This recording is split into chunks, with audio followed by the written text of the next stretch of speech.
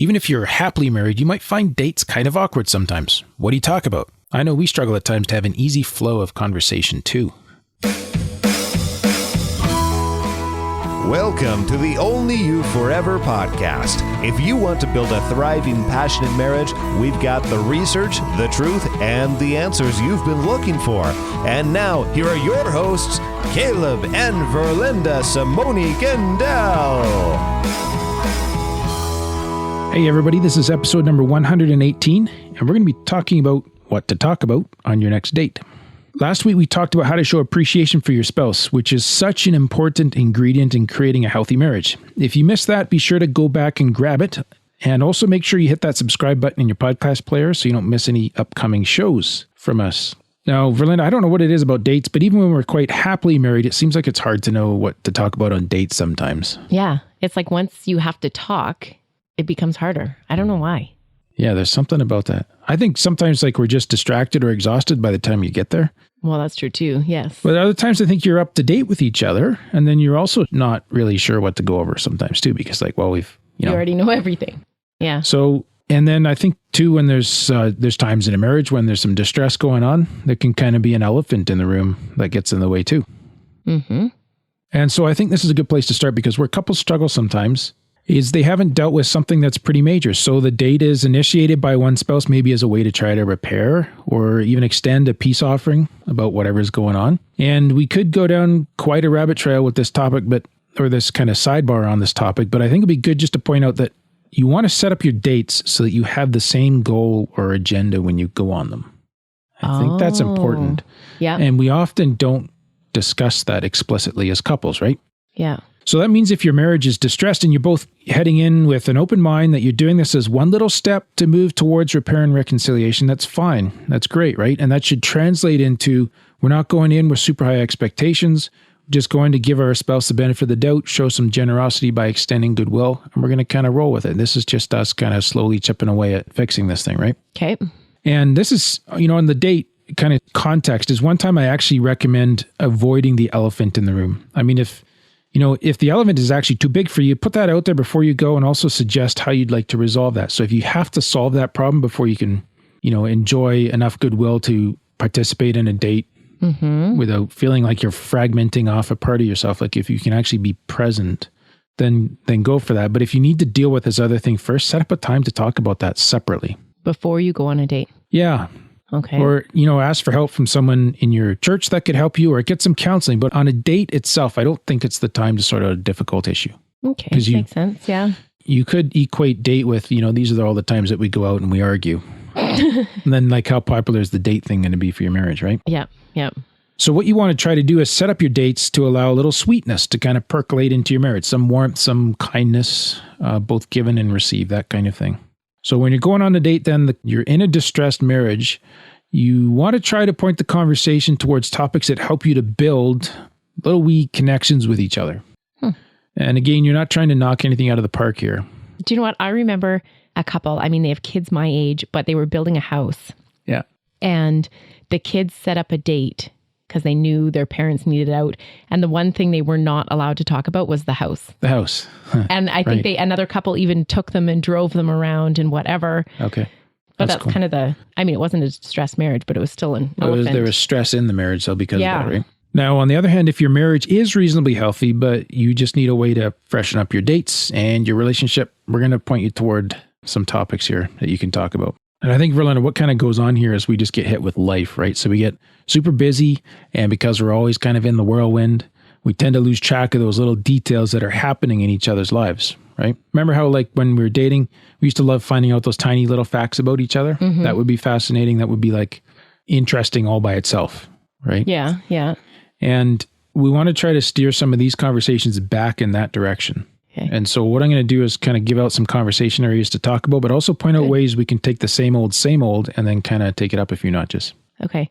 I kind of wonder as a mom, like you go on a date and you don't want to be complaining about the 500 little things that add stress to your day, but that's so forefront in your mind because that is my life right now. Yeah. That you almost don't know what else to talk about. Right. So what do you suggest as a way to... Well, I'm looking to you to give some suggestions. Okay. So, I mean, that is one thing where I guess it depends on how much you feel like your husband is ready to jump into that too. Because it's probably not going to be an awesome date for him if he has to listen to you complain about the kids for 3 hours. And that's his takeaway. Right. Right? Yeah, exactly. And you don't want to do that because you want it to be a positive experience. So how do you move it away from the daily grind of life into that positive warmth? Well, part of it could be having some of those conversations before you go, like separately. Okay. And if you're not getting a time or place to do that, and the date is the only place that you have to connect over those challenges that you're facing on a daily basis, then that probably indicates that, you know, this might be an area you could open something up, or you need to try something new so that you do have a place to talk about those things. Okay. Now, we do have a bonus worksheet to go with this episode that you're going to love. I'm very excited about it. There's 10, I'm going to call them slam dunk conversation starters. And I think they're the perfect balance overland between being personal, but not so kind of intimate that if you dive right in, it's going to be all awkward. So I can pretty much guarantee that if you take a couple of these on your next date, you are most definitely going to have more meaningful conversation. And you can get these conversation starters by opening your browser to oyf.link/118. That's the blog post for this episode. Or you can text the word podcast to 9292 spouse. Message and data rates may apply. Once again, all you need to do is text the word podcast to 9292 spouse, or you can find this bonus on our website at oyf.link/118. I really want to see that. Yeah, it's pretty cool. Is it? So I'm going to say, first of all, just kind of for a subject area, talk about relationships and experiences. Now, just generally, and looking at research on conversations that people tend towards, conversation topics that people tend towards, about 55% of conversation times for men and about 2/3 for females are devoted to talking about relationships and experiences. So most people like to talk about these things because these are the most influential kind of forces in our lives, right? In terms of our emotional well-being, like our experiences and our relationships, they shape a lot of, or they impact a lot about what we're feeling like on a day-to-day basis. So this is bigger than just our marriage relationship. Yeah. This is like all our relationships. Yeah. Okay. And then a smaller amount of time in conversation goes to work or school-related stuff, and then to sports for some people as a topic of interest, and then arrangements for future social activities, and then culture and art and politics and religion, right? So these are all kind of subject areas, but the biggest chunk goes off to this relationships and experiences piece. So let me give you a few different ideas about this. First is you definitely want to spend more time asking your spouse about the relationships that you see less of. Does that make sense? Nope. Like if you have relationships that I don't see into very much because it's more just your relationship with that person than a relationship of the marriage. Okay, yeah. Yeah. You want to spend more time asking about that. So how's it going with their boss, with their mother, with their closer friends that maybe you don't hang out with as a couple as much, right? Okay. And those things are really important to your spouse, and you want to watch for little hints of emotion there and try to catch those and expand on them and learn more about them. And this is where it's great to think about just being curious, and rather than assuming that you know something, ask about it. And in that, you can also remember to watch, how you add your interpretive layers to what they're saying. That's important too. Because you might find more value instead of thinking about how you see something to just stay with more neutral, kind of non-judgmental questions and ask your spouse how they experience their friend or that specific circumstance at work or whatever, right? So this is kind of opening the window into their world. You know what? This is so true. Okay. Because sometimes you'll come home from work and say, oh, somebody said something. And I will go off onto a tirade and how terrible this was and blah, blah, blah. And then it's well, it wasn't really that big of a deal. To you, it wasn't that much of a deal. Right. And I totally blew it out of proportion. Yeah. Whereas if I had stayed, why are you laughing? I don't know. This is what you're saying is true though, right? So you need neutral. Yeah, just try and, because what happens, you can swamp the topic, right? And this is where you want to actually draw your spouse out. Hijack the conversation. Right. That's what you say all the time. Yeah, you just hijacked my sentence there. Oh, shut up. So part of this is not only having the topics to talk about for Linda, but actually stopping and taking the time to unpack them.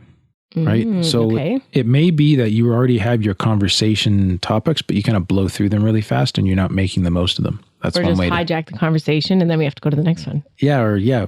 In that case, it's kind of the same thing. You're blowing by it, right? And I think as guys, I know we tend to just assume certain things and we fill in the blanks on stuff. But I know if I kind of hold back on my own interpretation, but not on my contribution to the conversation. And if I try to lean into the curiosity and ask for Linda to share how she sees these things through her eyes, it only helps to extend the conversation, but it helps me to get to know you better. And then from that, I can relate to you better, right? So you're using this to gain more understanding, and more understanding leads to more compassion. I think this is where like empathy comes in. Because then it's relating to how you are feeling about the topic at hand, not just blowing over with how I am feeling about the topic. Right. When maybe it doesn't even relate to me. Right. And that kind of leads into the second part of this, which is learning to be curious. And you can do this, even in areas of your spouse's life where your interests don't necessarily overlap. So if I can kind of be a little bit sarcastic about the mother-in-law thing, so you might not be as interested in your spouse's mother as your spouse is interested in her mother, if you know what I mean. Yeah. It's not necessarily an equal amount of interest there, right? Or even just general subjects, like if there's hobbies that they do or something like that. Like I know, like for me, I'm an introvert, so I used to get stuck in conversations really easy if the person brought up an interest about which I knew nothing. And I was like, well, what do I talk about? I don't know anything about that, right? Mm-hmm. But at some point it kind of clicked when I realized that actually not knowing about it could be turned into an advantage, because then you have the opportunity to really be curious and ask all sorts of questions. Mm-hmm. And to do that, you kind of give yourself permission to be okay with not knowing about something. Right. And then just kind of lean into the curiosity, right? Yeah. And this gets the other person excited about one of their interests, and that's a great way to have a conversation. Mm-hmm.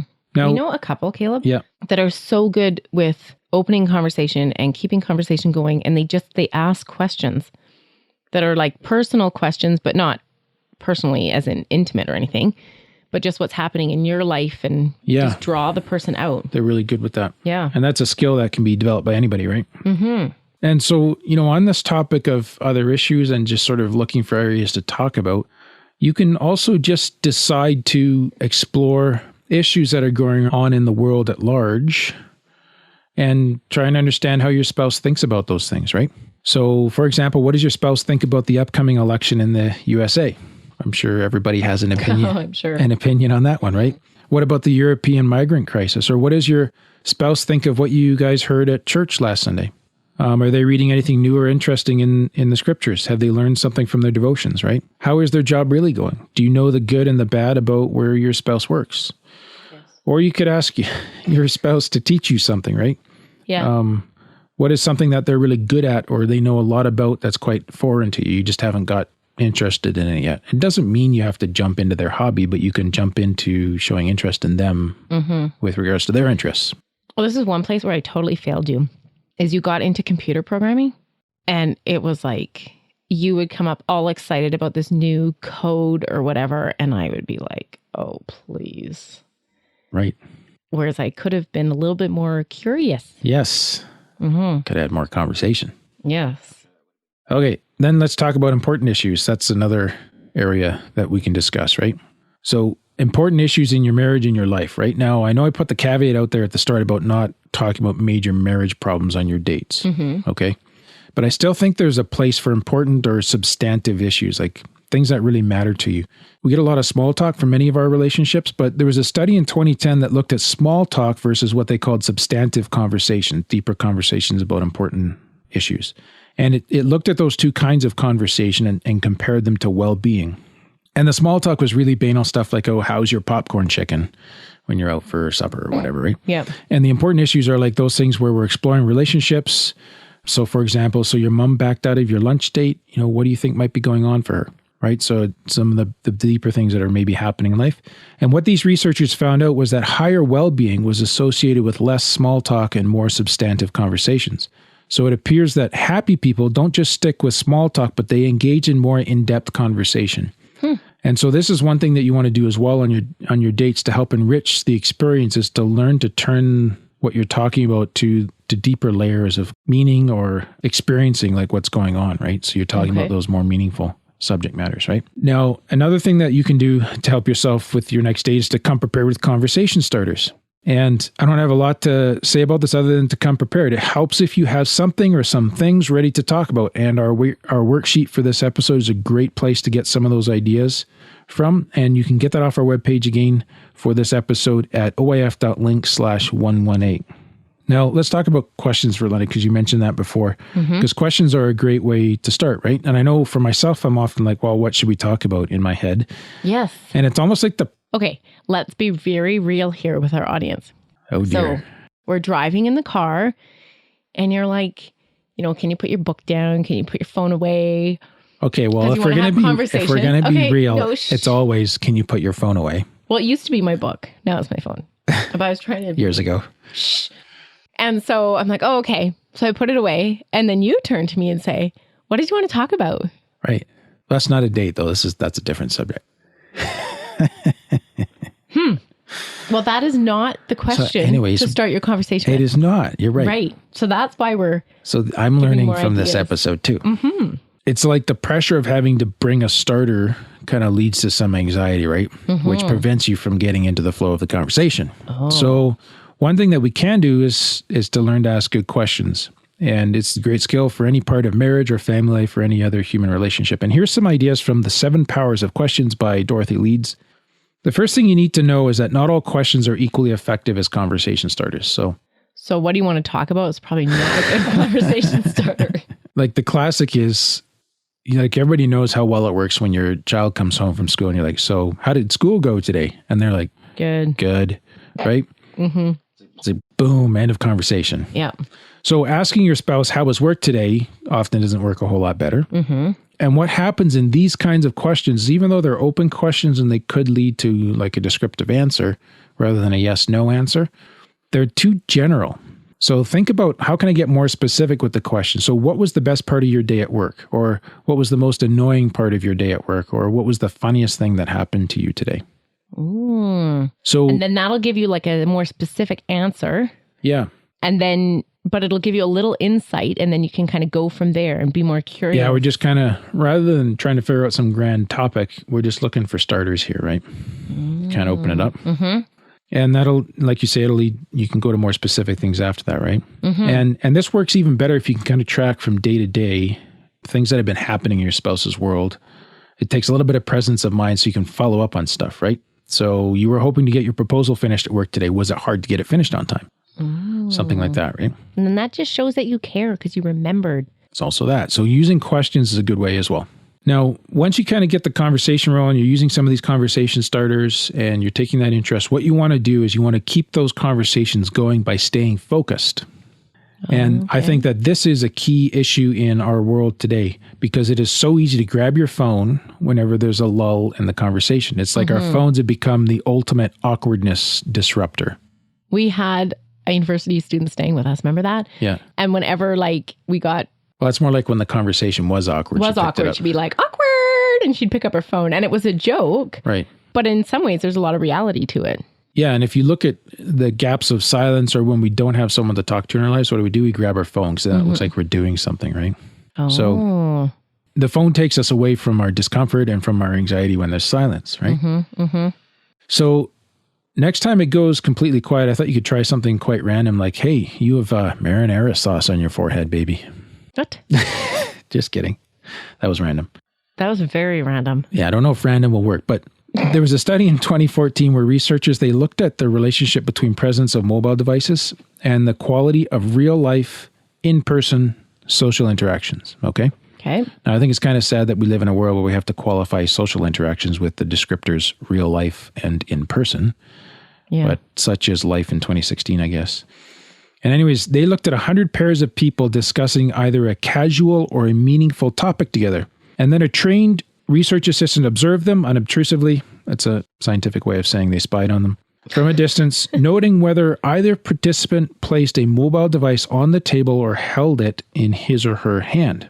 Now, the results of this study showed that conversations in the absence of cell phones were rated as significantly superior to those in the presence of the mobile device. Wow. And note that this is in the presence of, not even talking about using the device. But just having it sitting out. Yeah. And they also noted that people who had conversations in the absence of mobile devices reported higher levels of empathic concern. And empathic concern is that ability to relate to and to connect emotionally with what the other person is sharing. Wow. So there's a lot stronger emotional connection, which means this is a much higher quality of interaction when the phone is not present. Yeah. So putting your phone away shows that you're really interested in the conversation that's happening. It shows you care. And when you show that, you're sending your spouse a signal that gives them a reason to keep talking about what matters to them. Okay. So I think we're actually, even though you might have some great conversation starters, because you're interacting with your phone occasionally at the same time, you're derailing all the sort of good stuff that you're doing. Okay. One kind of question here, Caleb, is, when we went out, had young kids at home, I want to, what if the babysitter is trying to get a hold of me? I don't want to put my phone away and have it off and then find out that, my kid's in the ER or something. Yeah. Well, can I give you a 2-part answer to that? Okay. One is, if you forgive me for being rude, you might need to take a pill because it's probably going to go okay at home without you. Yeah, probably. And so you might just need to kind of take a deep breath and not worry as much. And I know that's asking a lot for some people. But the second part is, if that is an issue, try and use your technology to your advantage then. So you can put your phone on do not disturb mode. And I think on most of them, you can set certain people as exceptions so that they always get through, or else they get through on the second ring. Okay. It's all very well saying, everything will go fine at home. But my sister had an episode where her daughter was babysitting and a kid did fall and I can't remember what he broke, but ended up in the ER and she was at the dentist with other kids. It wasn't even a date. And it was a total gong show because she had her phone off in her purse. Okay. So I think it is valid. Yeah. That we want to know. Yeah, it is. But I still need to take a chill pill. Well, nobody died, right? Yeah. So I guess you need to have a responsible how much control? Babysitter too. Your phone gives you a sense of control or whatever happening. But at the end of the day, we all have to trust God. Yes. We still have to live by faith. Yeah. Because just because you have a phone doesn't mean that you can prevent all of life's circumstances. What did people do 30 years ago and before that for the last 10,000 years or 6,000 or whatever, right? But people use that argument with car seats. I was brought up without a car seat, so therefore my kids shouldn't need to wear car seats. Well, yeah, but now that car seats are invented. They're safer when people have accidents, right? Yeah. Sorry, did I just hijack this conversation? I don't know. Completely? So what were you saying about using your technology, Caleb? Well, you can use your phone so that people have exceptions. You can set up certain contacts so they still get through when they ring and turn it off for everybody else. And that way, you know that you can ignore your phone unless it rings. Right. So if it's an emergency, it will ring. Yeah. But otherwise, what can happen is you're sitting there and you're picking it up every 5 minutes. Sorry, I'm just checking to see if everything's okay at home. Right. You know what I mean? And then why are you going on a date? Oh, good point. So once you get those date conversations going, you also have to be intentional about how you're going to keep them going. By asking those questions and being curious and not getting distracted by the phone. That's good. So remember that one of my favorite Bible verses, Ephesians 4:29, the second half says that our conversation should be such as is good for building up, as fits the occasion, that it may give grace to those who hear. So I just think that'd be really cool if we could all go on our next dates with a real concern to give grace to our spouse by being intentional and prepared about our conversations. Make sense? Good. Yeah, that's good. Okay, so we don't have any reviews to share this week, but we'd love to hear from you on iTunes in the review section there. If you leave a review, it encourages us. We love to hear how the Marriage Podcast for Smart People is making a difference in your lives. And the other thing is that when you leave us a review, it helps to raise the visibility of our podcast on iTunes. That means we're reaching more marriages as well, which is also very important. So if you'd like to get involved in our mission to help save marriages through the podcast, we'd like to ask you to contribute to our crowdfunding campaign. It costs us a lot of money every month to produce this, and we want to reach even more marriages than we are. We can't do that without your help. And for even $5 a month, you can help us move towards making that a reality. Please go to oyf.link/give to learn more about how you can help us reach more marriages. Once again, that URL or that link is oyf.link/give, and we would love to hear from you there. But next week, Caleb, we're talking about why you can't trust your spouse. What? Not in the sense that we're trying to talk you out of trusting your spouse, but we're going to help you understand how trusting your spouse has become difficult for you. Oh, okay. Does that make sense? Yeah.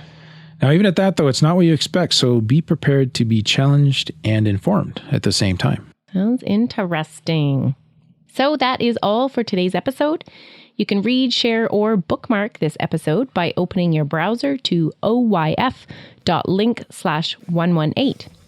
Thanks for joining us for today's show, and we look forward to spending some time with you again next week.